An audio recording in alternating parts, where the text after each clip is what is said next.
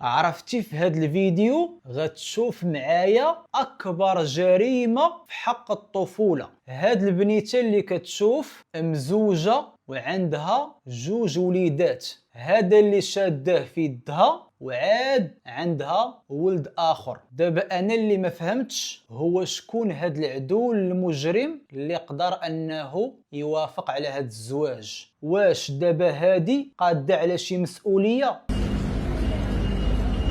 خدي يا اختي، هي لك من رب العالمين. الله يسلمك ويحميكي. الله يسلمك. شو اسمه الطفل؟ امير. الله يصير دكتور. شو استاذ روضه؟ بدك يا استاذ؟ يا خيتي ان شاء الله تكبريه ويربى بدلالك. بس شبه وشك مين ضاربك؟ خلقت يعني ما حدا ضربك، لانه نحن ما بنقبل حدا يأذيك. انتي بنتنا ماشي؟ ضلي هون اذا بدي اجيب لك مساعده لهالطفل او لاقي لك مكان. انا مو جواز النسيان.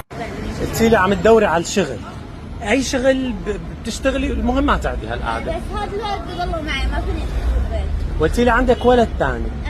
طيب باذن الله ان شاء الله رح نسعى لك بعمل. وين بتنامي؟ بالمعطمية عندك. طيب اوكي بنسعى، يعني في عندك مكان تنامي؟ في بيت. معناته بدك بس شغل وحدا يساعدك بالمصروف. خلص باذن الله من خلالنا، لا تخافي يا خيتي اميات. ما بضل قاعد هون اذا في شغل او هيك مساعدات بتجيني معونه او شيء. ايه باذن الله نساعدك وما تعدي هالقعده. ديري بالك على الطفل. وقلتي لي شو بدك بس يكبر يطلع؟ استاذ روضه. خلص استاذ روضه، الله يحميكي. وقلتي لي انه بعد ما نشروك على الفيس زوجك تركك وراح على لبنان، وانت ما الك ذنب يا خيتي. ان شاء الله يرجع لك وتربوا هالاولاد بخير، وان شاء الله الفرج من خلالنا. الله يحميكي.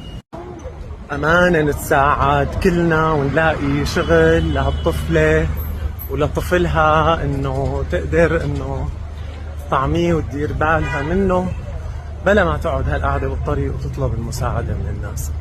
انا صراحه كثير قلبي يوجعني عليها. ما بتستاهل الا الخير.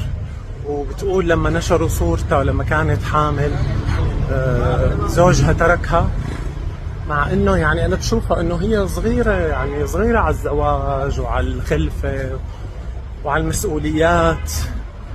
تركها وسافر على لبنان. نتمنى انه ان شاء الله ترجع زوجتك وتربوا هالاطفال ونحن كلنا نساعدكم، بس انه تعيشوا بخير والله يستر عليكم دنيا واخره.